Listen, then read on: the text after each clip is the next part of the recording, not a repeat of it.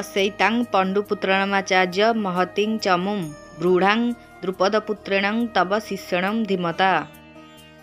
हे आचार्य, आपण बुद्धिमान शिष्य द्रुपदपुत्र दृष्टद्युम्न द्वारा व्यूह रचन छिड़ा करा जाइथिबा एही विशाल पांडव सेना को देखंतु। आचार्य द्रोणक पई आचार्य संबोधन करा जाइथिबार जणा पडुची। सते जेपरि दुर्योधन कहबाकू चाहती आपण आम कौरव और पांडव मानकर आचार्य। शस्त्र विद्या शिक्षा देइथिबारु आपण समस्तंकर गुरु, तेणु आपण मनरे काहारी प्रति पक्षपात और आग्रह न करिबा स्वाभाविक।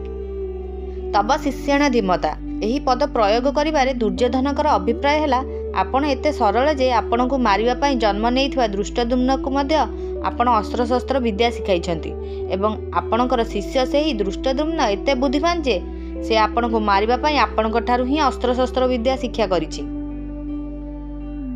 द्रुपदपुत्रेण यह कहिबार अभिप्राय हैला आपण को मारिबा उद्देश्य ही जाज और उपजाज नामक ब्राह्मणक द्वारा द्रुपद यज्ञ कराइले फल दृष्टद्युम्न जात हैला। एही द्रुपदपुत्र दृष्टद्युम्न आपणक सम्मुखरे सेनापति रूपे दंडायमान।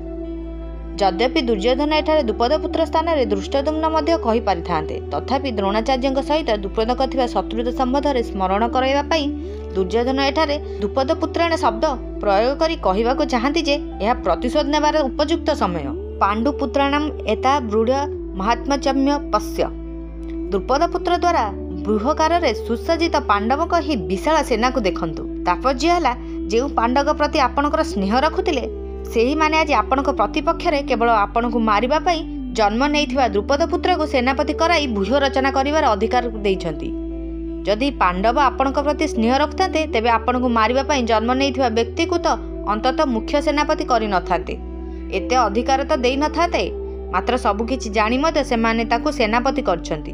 यद्यपि कौरवक अपेक्षा पांडवक सेना संख्यार कम थिले, अर्थात कौरवंकर सेना 11 आरोहणी होइथिबा बेले पांडवक सेना 7 आरोहणी थिले, तथापि दुर्योधन पांडव सेना को विशाल कहउछंती।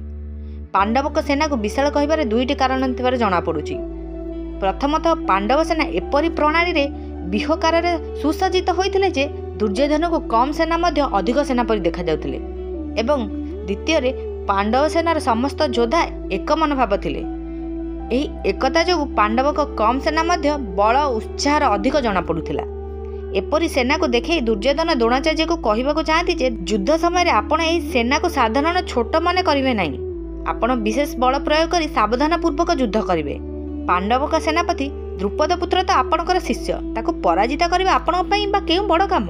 ए दानां पश्य कहिबार तात्पर्य हैला पांडव सेना युद्ध पई प्रस्तुत होई सम्मुखरे दंडायमान, तेणु आमे सेमानकु किपरि जिणी पारिबा से विषय आपण यथाशीघ्र निष्पत्ति नेबा उचित।